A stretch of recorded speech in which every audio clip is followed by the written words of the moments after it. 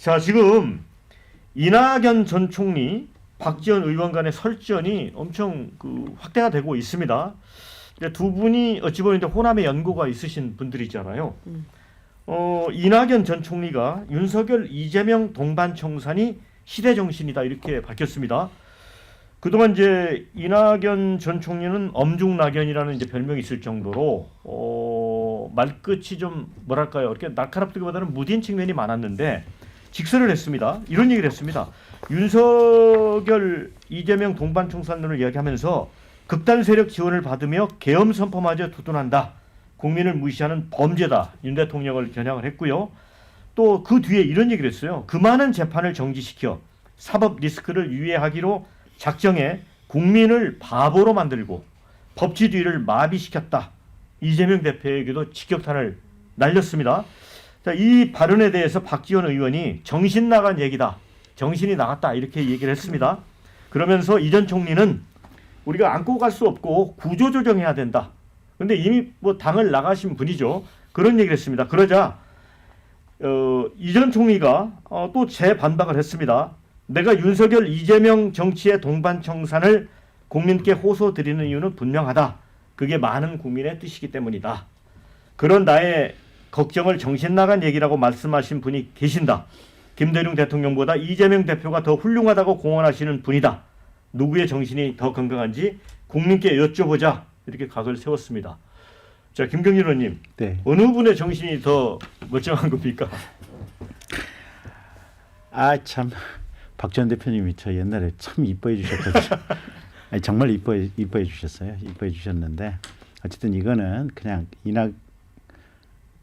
하긴 아직 탄핵 결정이 안 나왔구나. 어쨌든 이재명 대표는 청산돼야 될 분은 맞아요. 청산돼야 되고 이게 12개 범죄 사실로 공소 제기가 돼 있고 가장 최근에 지금 공소 제기된 게 도지사 하면서 법카 가지고 집안 제사하는데 회사 법카 쓰고 이게 기본 자질이 안 되시는 분이잖아요, 보면.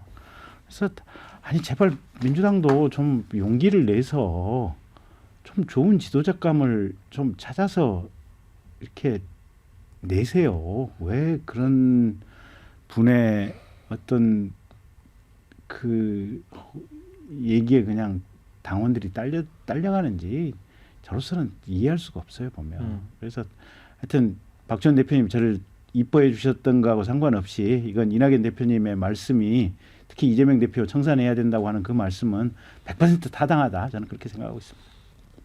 박지원 의원 만나시면 좀 상당히 당황할 것 같은데요. 옛날에 저한테 술을 많이 주셨거든요.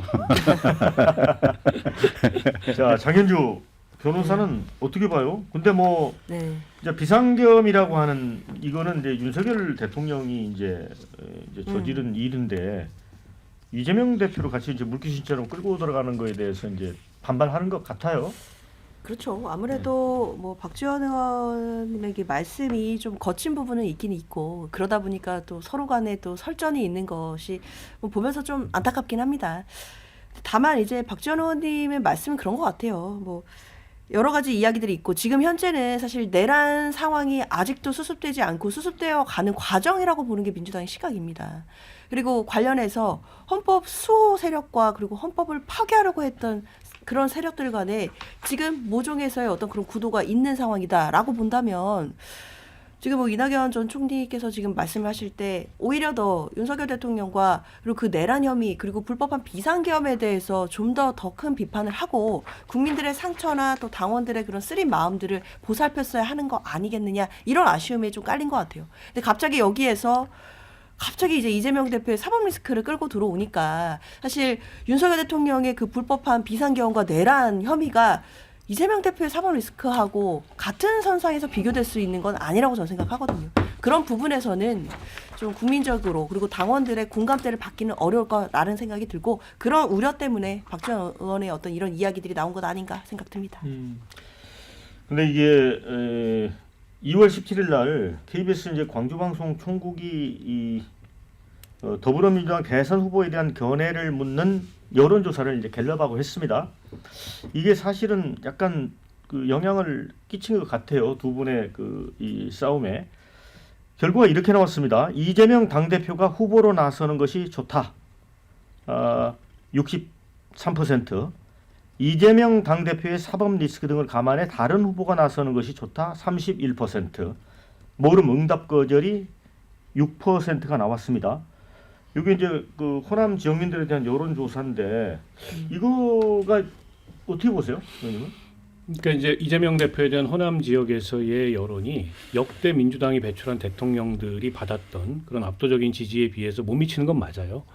거기 이제 틈새가 있으니까 그 틈새에 대해서 이제 이런저런 언급들이 있는 거고, 이낙연 전 총리 같은 경우에는 본인도 이제 대선 출마 의향이 있는데 결국 이제 공간을 만들어야 되지 않습니까? 그 공간을 만들기 위해서 동반 청산론을 얘기하면서 강하게 이재명 대표를 비판하고 그 공간을 이제 호남을 배경으로 열어보겠다.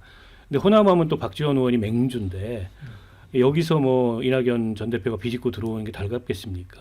그러니까 이제 그에 대해서 강하게 또 견제를 하는 거고. 근데 이제 호남의 미래를 위해서는 두 분도 동반 청산되는 게 바람직하지 않을까. 저는 그런 생각이 드는데요. 글쎄요, 이낙연 전 대표가 지난 총선 때의 결과로 봤을 때 호남에서 이제 저 주장을 하신다 그래서 공간이 열릴까? 저는 굉장히 회의적이고요. 그러니까 민주당에서 뭐 포용 통합 이런 얘기가 나오면서 뭐 최근에 이재명 대표가 뭐 박영진 의원 또 뭐 김경수 전 지사 앞으로 김부겸 뭐 두루두루 만나는데 뭐 이낙연 전 대표는 뭐 대상이 아니다, 뭐 대상이다 이런 그 논란이 벌어지고 있는데 이미 당을 나갔고 그 사이에 쌓인 감정의 골로 봤을 때 뭐 거기까지 손을 내밀 것 같지는 않아요. 근데 중요한 건 저런 식으로 이제 이낙연 그 전 총리가 출마해서 만약에 독자적으로 한 2~3%라도 가져간다. 이게 대선 결과에 미칠 영향은 또 상당히 클 수가 있어요. 이제 그에 대한 고민이 아마 막판 되면 좀 감정의 문제하고 별개로 민주당 쪽에 있을 거고, 지금 호남의 그런 지금 아까 말씀해 주신 여론조사 결과는 적잖이 이재명 대표로서는 신경 쓰이는 대목이다. 예. 왜냐하면 역대 민주당 후보들이 대통령이 될 때 보면 거의 94~5% 예. 이렇게 압도적인 지지를 받아야 대통령이 됐거든요. 근데 지금 저 여론조사 지표처럼 60몇 % 가지고는 대통령이 안 됩니다. 신경 쓰이겠죠. 자, 댓글에 이런 게 있습니다. 이낙연 전 총리 은퇴 안 하셨습니까? 이런 의견이 있고요. 이낙연은 민주당 인사가 아니다. 지나간 옛사람일 뿐이다. 이런 의견. 이낙연 세졌다. 칼을 품은 것 같다. 박지원은 이재명 실드 치는 것처럼 해놓고 사실 본인이 출마하고 싶은 것 같다. 이런 의견이 있고요. 둘이 싸우는 건 관심 없고 윤석열이나 이재명이나 이참에 정리하자는 국민들 상당히 많을걸요. 이런 의견 주셨습니다. 권인숙 대변인. 네, 호남 주민들, 호남 시민들이 자부심도 많고 민주주의에 대한 그 자긍심 많은 분들인데 선택지가 있어야 되는 것 아닙니까? 그분들도 내가 이재명 범죄 피고인 이재명을 찍을 수는 없다라고 생각하는 호남민들, 그리고 이제는 보수라고 자처하는 이재명 후보를 찍을 수는 없다. 만약에 조기 대선이 열린다면 그렇게 생각하는 호남민들이 지금 그 아까 말씀하신 여론조사로 보면은 꽤나 많은데, 그리고 젊은이들은 아니 왜 광주에는 그 쇼핑몰 복합 쇼핑몰 하나 생기는데도 이렇게 몇십 년이 걸리고 결국 정치인들이 반대해서 안 되는 거냐 생각하는 그런 그 호남 젊은이들, 선택할 수 있는 선택지가 있어야죠. 근데 그게 이제 지금 없다고 생각하니까 저런 목소리들이 나오는 것이지 않습니까? 그나마 대안이라 뭐 대안으로 거론되는 김경수, 김부겸, 뭐 김동연 이런 분들도 호남 출신은 아니고, 그러니까 이제 이낙연 총리까지 이제 말씀하시는 건데, 저는 그게 이낙연이든 아니면 또 다른 누구이든 호남민들이 이재명은 찍을 수 없지만 내가 누군가 그래도 난 좀 뭐 자랑스럽게 찍고 싶다, 그런 후보는 좀 있어야 될 것 같아요. 만약에 대선이 열린다면 그렇게 생각합니다. 자, 장현주 변호사.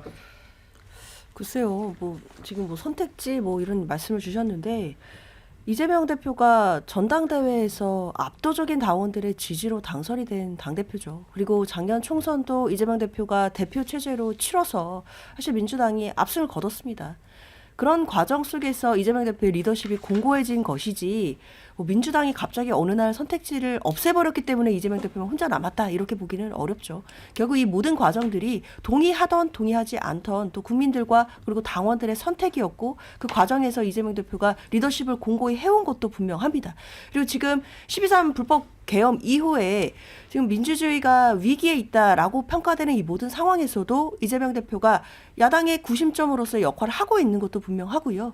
뭐 관련해서도 뭐 중도 보수 선언으로 뭐 여러 가지 이야기들이 있지만 적어도 전략적으로는 상당히 중도에 계신 국민들께 그 마음을 움직일 수 있고 중도 외연 확장으로는 굉장히 유효한 전략이다 이런 평가들 나오고 있습니다. 그렇다고 한다면 저는 뭐 지금 뭐 단편적으로 보이는 이런 뭐 여론조사 하나하나에 뭐 일희일비할 건 아니라고 보이고요. 결국에는 아직은 조기 대선 국면이 확실한 건 아니지 않습니까? 조기 대선이 확실히 열리는 것으로 결정이 되면 저는 민주당에서도 그리고 호남에 계신 당원들도 국민들도 마음의 결정을 하실 거고 그때 되면 자연스럽게 여론도 모아질 수 있다. 좀 조금 더 기대하고 보면 된다 생각합니다. 그리고 오늘 아침에 제가 광주 어느 지역 신문을 보니까 논설위원이 칼럼을 썼는데 이런 얘기가 있었어요. 그 일편단심 맹종에서 벗어나 실리적 선택 욕구가 분출하고 있다. 이런 대목이 좀 눈에 띄었거든요. 김경규 의원님.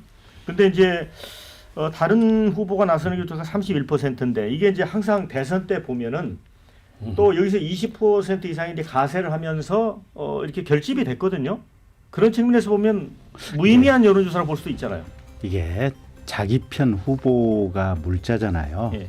그러면 투표장에 나갈 동인이 없어요. 아, 근데 이재명 후보에 대해서는 그만큼 내부에서도 저게 물잔 후보다라고 하는 그 느낌들이 있는 거예요. 그러니까 그게 여론조사 수치로 반영이 돼 있는 거고 또 그 생각의 맥락 속에서 논설 의원님의 글이 나와 있는 거고 또 전 국민들이 비슷한 생각을 가지고 있는 거죠, 그게. 물잔이란 말이 무슨 말이죠? Not good. 아, 낫고.